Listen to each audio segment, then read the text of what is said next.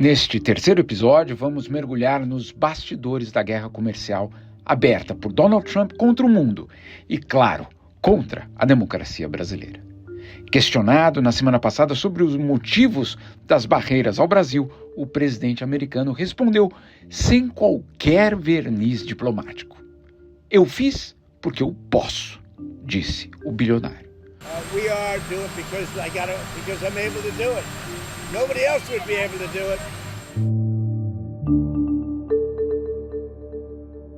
Conhecido por difundir mentiras, Trump desta vez falou a verdade. Mas não contou a história completa. Se nos últimos meses o republicano rasgou as regras internacionais do comércio e passou a usar tarifas como armas para atingir seus objetivos políticos, militares e até ideológicos, a realidade é que nada disso é legal. Chantageou a Colômbia com a imposição de tarifas contra seus produtos se o governo de Bogotá não aceitasse deportações. Ameaçou taxas ao México por conta do narcotráfico. Ameaçou usar o comércio para forçar a Rússia a abandonar a guerra contra a Ucrânia. E colocou a democracia brasileira em perigo usando tarifas comerciais.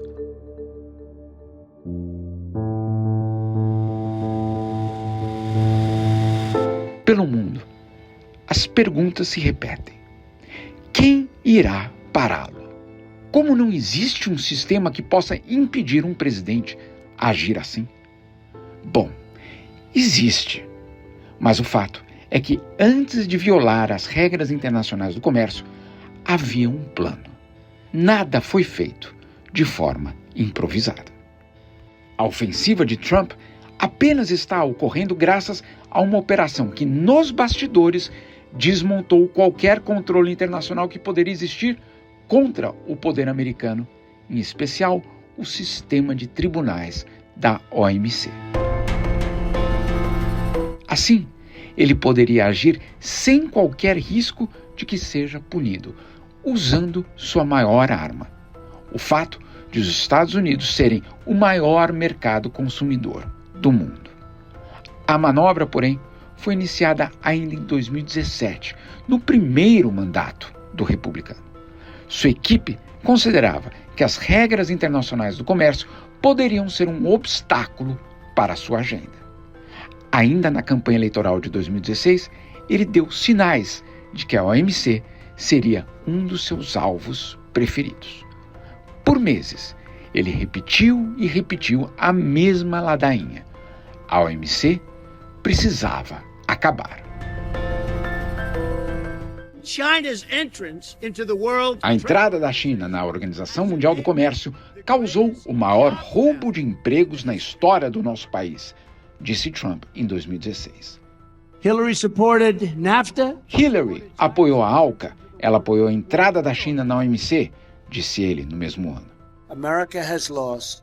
A América perdeu 70 mil fábricas desde que a China entrou na OMC. Another Bill and Hillary backed deal. We have not been treated fairly by Em 2017, nós não estamos sendo bem tratados na OMC. So we have to. Em 2018, temos que mostrar que nós sabemos o que estamos fazendo. A OMC é uma catástrofe. World Trade Organization, a catastrophe. The tremendous money that we've paid. Pagamos uma quantia tremenda de dinheiro desde a fundação da OMC. E isso tem sido, na verdade, um desastre para nós. Which has actually been a disaster for us.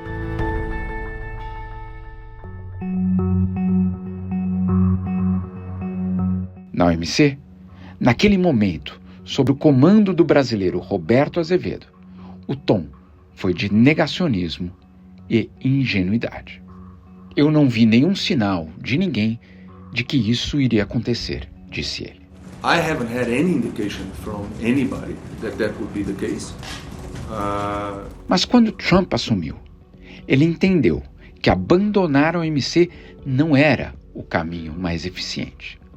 O que a Casa Branca precisava fazer era desmontar o sistema internacional e, principalmente, a existência de um tribunal que, fora dos Estados Unidos, determinasse o que um presidente americano pode ou não pode fazer. Sua equipe havia recebido um presente de Barack Obama. Nos últimos meses do governo do democrata, sua diplomacia havia vetado a reeleição de um juiz sul-coreano na OMC, alegando que ele não seria imparcial. Ali ficava evidenciada a fragilidade do sistema e que nos meses seguintes seria explorada ao limite por Trump.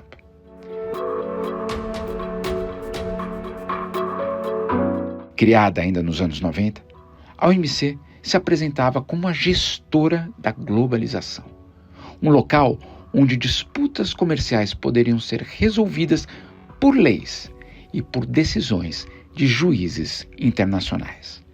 A meta era a de evitar que, a partir de disputas comerciais, guerras ou crises políticas pudessem um dia eclodir, ou que a economia mundial entrasse em um caos, com a lei do mais forte vigorando.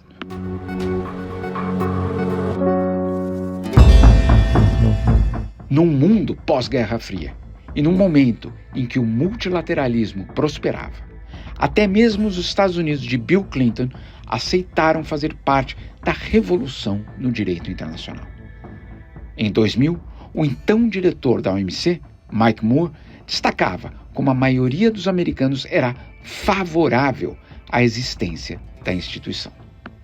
Uma recente pesquisa mostrou que 58% dos americanos crê que a OMC tem um impacto positivo no mundo, contra 27% que acreditam que ela tem um impacto negativo. O sistema funcionaria em 3 etapas. Na primeira delas, países levariam queixas para a entidade contra práticas desleais de outros governos, e um processo de consultas era estabelecido, na esperança de que um acordo fosse possível. Caso isso fracassasse, a queixa então iria para um painel de 3 árbitros que examinariam as denúncias, pediriam para o governo acusado se defender e então chegariam a uma constatação de quem tem razão. Numa terceira etapa, o país perdedor poderia recorrer ao órgão de apelação, uma espécie de STF do comércio mundial. Ali, 7 juízes tomariam uma decisão final e que obrigaria os países a cumprirem as ordens, sob o risco de sofrerem retaliações.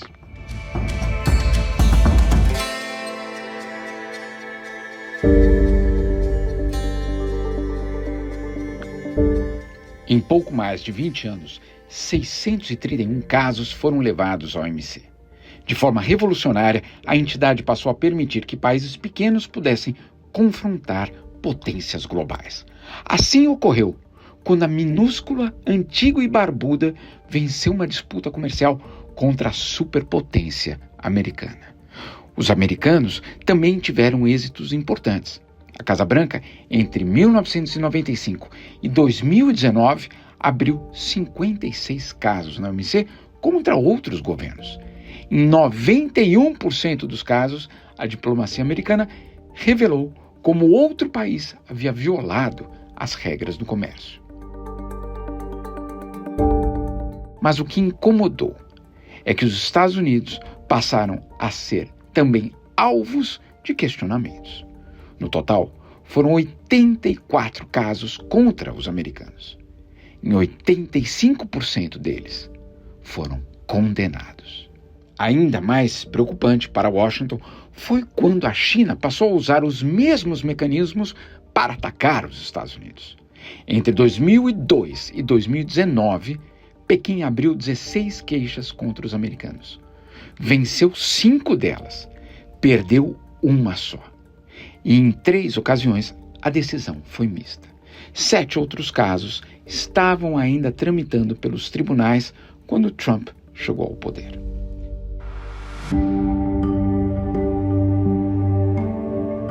Para os operadores da política comercial do presidente americano, estava na hora de desmontar o sistema antes que a China pudesse avançar ainda mais.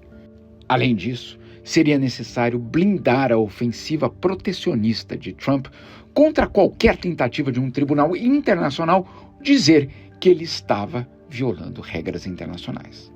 Robert Lighthizer, o assessor extraoficial do Departamento de Comércio de Trump e mentor das tarifas da Casa Branca, é claro sobre o plano de confrontar a China. Disse ele em entrevista ao programa 60 Minutos. Para mim, a China é uma ameaça existencial para os Estados Unidos. É um adversário muito, muito competente. A China se vê como um país número 1 do mundo e nos vê como um obstáculo. Eles têm o maior exército do mundo, a maior marinha, e esses números estão crescendo. Eles estão espionando o nosso país, roubando nossa tecnologia. Eles estão conduzindo uma guerra econômica contra os Estados Unidos e estão ganhando essa guerra ao longo das últimas 3 décadas. Assim, Trump decidiu que estava na hora de romper com o sistema. Usando da experiência de Obama, Trump passou a vetar a nomeação de novos juízes para o órgão de apelação da OMC. Pelas regras, cada um dos 7 juízes precisava contar com o apoio de todos os membros da OMC para que fosse escolhido para um mandato de 4 anos. À medida que cada um dos mandatos foi terminando, seus substitutos eram impedidos de assumir o cargo por conta do veto dos Estados Unidos. Em 2019, a crise existencial se intensificava diante da constatação de governos de todo o mundo de que o desmonte avançava. Enquanto isso, o governo Trump também elevava a ofensiva e a chantagem aos demais países. Assim como ocorre hoje, a tentativa era de intimidar outros países a concordarem em enfraquecer as regras do comércio e o sistema de tribunais. Governos ficaram entre 2 opções: ceder às exigências protecionistas dos Estados Unidos ou desmontar a OMC. Ao final de 2019, restavam apenas 2 juízes, o indiano Ujjal Bhatia e o americano Thomas Graham. E no dia 10 de dezembro daquele ano, o mandato de ambos terminou. Ao mesmo tempo, o governo americano vetou um orçamento para o órgão funcionar em 2020.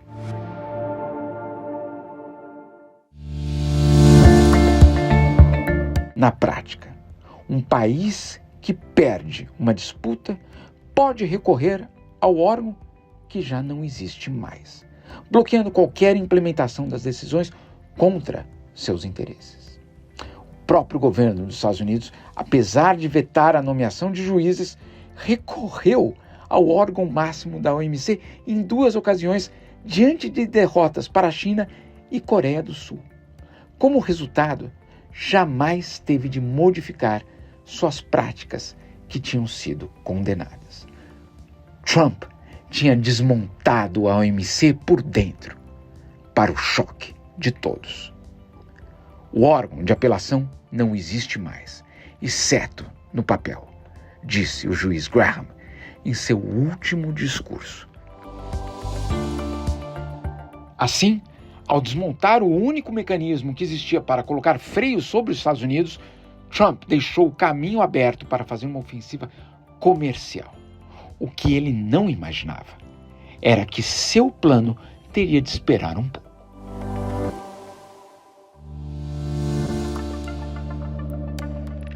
Nas primeiras semanas de 2020, a pandemia da Covid-19 mudaria a história do mundo e ele teve de suspender todos os seus planos de redefinição das regras comerciais. Agora, em 2025, em apenas 6 meses, Trump retomou seu projeto, sem qualquer oposição e na total impunidade. Resta saber como o mundo irá reagir. E, claro, o consumidor americano, que terá de pagar mais caro pelo café brasileiro, pelo carro alemão ou pelo smartphone chinês.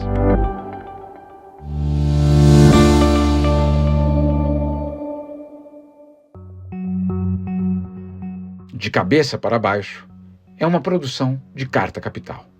Eu, Jamil Chad, cuido do roteiro e da apresentação. A produção é de Mariana de Mello. A edição de som é do Carlos Mello e da Lola Magalhães. A coordenação editorial é de Thaís Reis Oliveira. Este episódio utiliza áudios da agência AFP, do canal da Casa Branca do YouTube, das campanhas de Donald Trump à presidência e da TV PBS. E se você gostou deste podcast e valoriza o bom jornalismo, não deixe de assinar Carta Capital.